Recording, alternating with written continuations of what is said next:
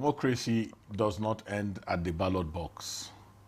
It is sustained through continuous transparency, responsiveness, and accountability in governance.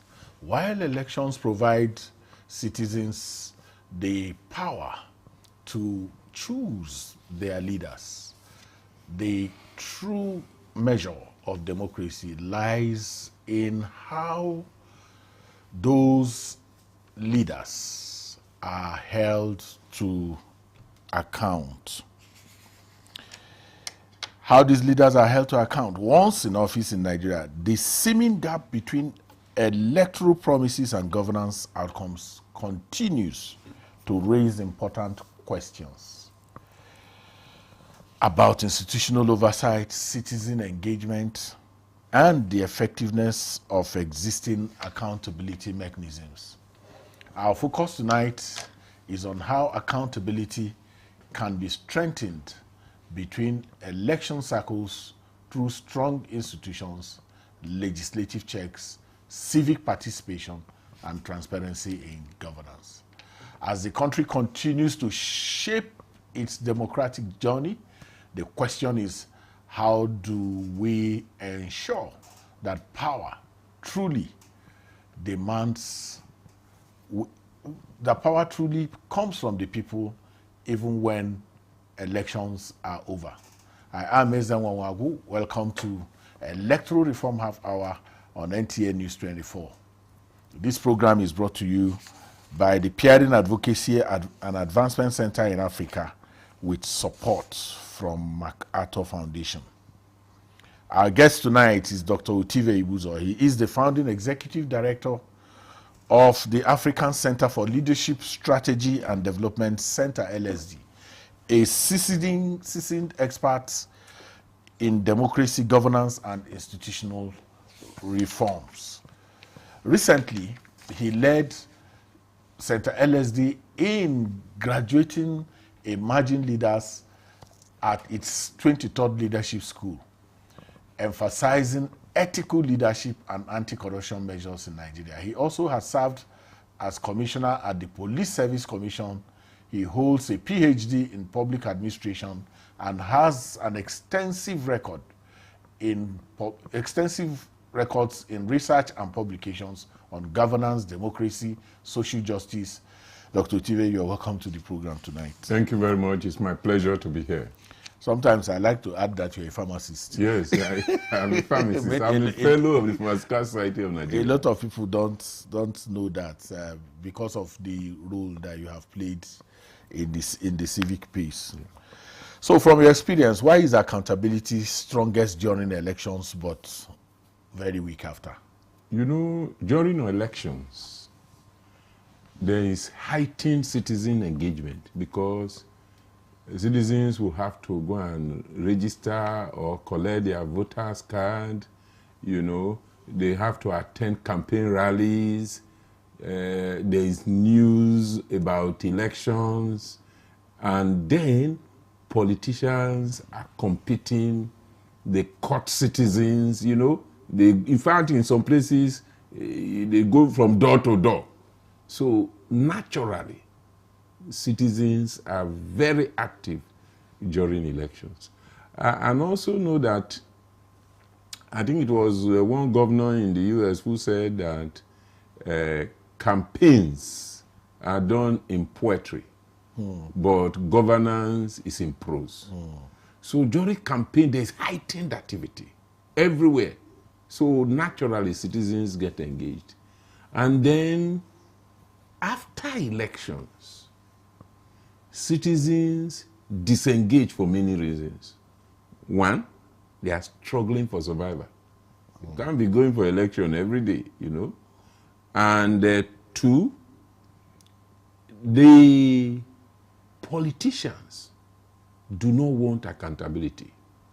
And there are no platforms or mechanisms for accountability. You know, take for instance, legislators are supposed to be having town hall meetings where they go back to their constituencies to give account of their stewardship are the legislative arm of government. But you know, it has now been changed completely to a situation where you go back is to distribute keke napep or distribute motorcycles or empowerment. Nobody gives real account and no questions about the major responsibilities of the legislators, which include lawmaking, oversight, and representation of the people. So it's a huge challenge to our democracy, which we need to address. I think sometimes, Dr. Utive, the focus is so much on the legislature. But in our country, for instance, ministers represent states. And so they also do not have... Yes, but remember, we're talking about citizens and elections. The ministers are not elected. But they work for people who are elected. So it's those who the accountability is now to flow to the president. You know? Yeah, but yes, you are right. Ministers, in a normal, let's say, in an ideal situation, in every country, accountability is done through 5 mechanisms. I've always made this argument. Number 1 is internal mechanism by the relevant ministries, departments, and agencies. And good ministries, departments, and agencies, they will put in mechanism that will make citizens to engage with them. And that will be a point of accountability. Number 2 is legislative oversight, where the legislators oversight all activity. There is no agency of government that does not have a committee that oversights it. And then the third is independent institutions. Independent institutions which are set up like the Police Service Commission, the National Human Rights Commission, the Public Complaints Commission, that has, you know, some accountability measures in several areas. Code of Conduct Bureau, and so on. Yeah. And then the fourth is the media, which is legally, constitutionally guaranteed to hold government officials to account. And then the last, but probably the most important, is citizens and civil society. And these citizens and civil society, they are supposed to have several instruments that they can use to hold leaders to account, like what I mentioned earlier, town hall meetings, even citizen scorecards, audit of people in authority. But why accountability is generally weak and low in our society is because these 5 mechanisms that I have described are not operating at optimal level. I agree with you, absolutely. But let's look at the operations of, the political parties. Most of their activities remain very opaque. From candidate selection to even finances, discipline, can we truly expect accountability from those they produce? We cannot. And it's unfortunate because actually the opacity of the operations of political parties start from registration. You know, there have been several attempts by political parties to have, e-registration, online registration, where, the number or the names and the contact of all members will be clear in one place. But this has not happened. And then, of course, after registration, clear registration, the first is financing. Members are supposed to give pay dues, monthly dues or annual dues and contributions to political party, but it's not happening. And then, these 2 major defects is used to manipulate candidate selection process.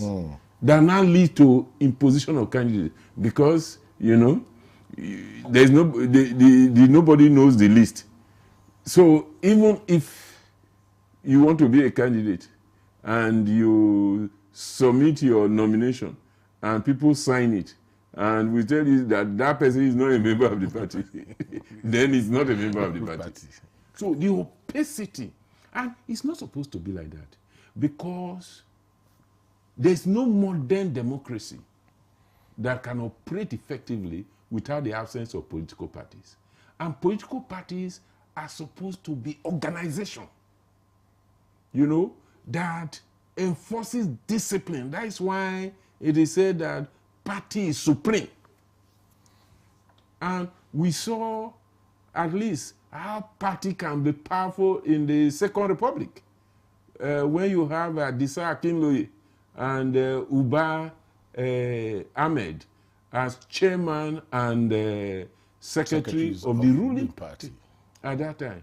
But during Obasanjo's regime, the powers of the party, the chairman particularly, was whittled down to more or less nothing. And today, the major party, if it's a ruling party, the party chairman cannot take a decision unless he knows that that decision is the same with what the president wants. So it's a huge challenge. And I think that one of the weakest points in our democracy today in Nigeria is the weakness of the political parties. I monitored the election in Ghana, and I was so amazed with the organization of the political parties. Everywhere you have solid party agents. And I think that is what many parties should look at going towards the 2027 elections. You have party agents that were solid, that will stay at the polling unit, and immediately after the election, they take the results back to their party secretariat. So for the two major parties in Ghana, within 1 hour, of the close of elections, they know the actual results. But that cannot happen. That cannot happen in Nigeria because of the organization of the political party. In fact, most political parties in Nigeria are not able to bring 100% of agents in the polling units across the country. So it's a huge challenge for political parties going forward in terms of strengthening democracy in Nigeria. That is one area that we need to focus upon. We're going to go on break, but when we come back, we're going to be looking at how all of this affects the voter and how he reacts after elections. So we'll go on a break now. Electoral Reform Half Hour continues shortly. Stay with us.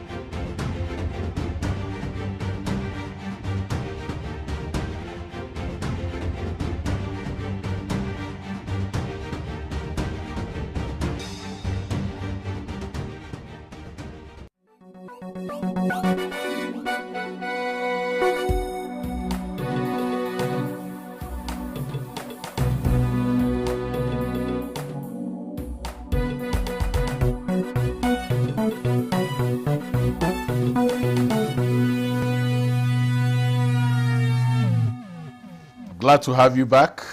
We're still speaking with Dr. Otive Ibuzo. Before we went on the break, I was talking about, and the way you broke down the how political parties and their opacity affects. But I've been thinking more about the voters and how really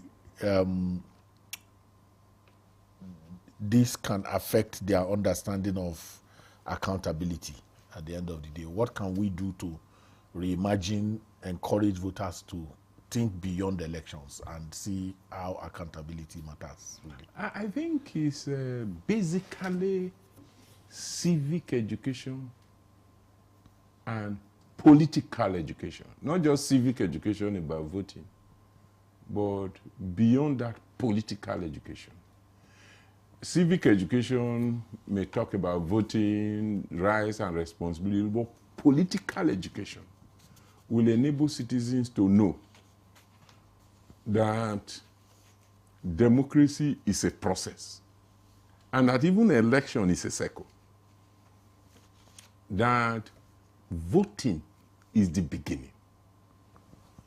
And that because, you know, during the military regime, when we were struggling for return to civil rule, one of the points that we used to push is that when civil rule comes, citizens will participate. And when citizens participate, their needs will be prioritized. And when their needs are prioritized, there will be dividends of democracy. So,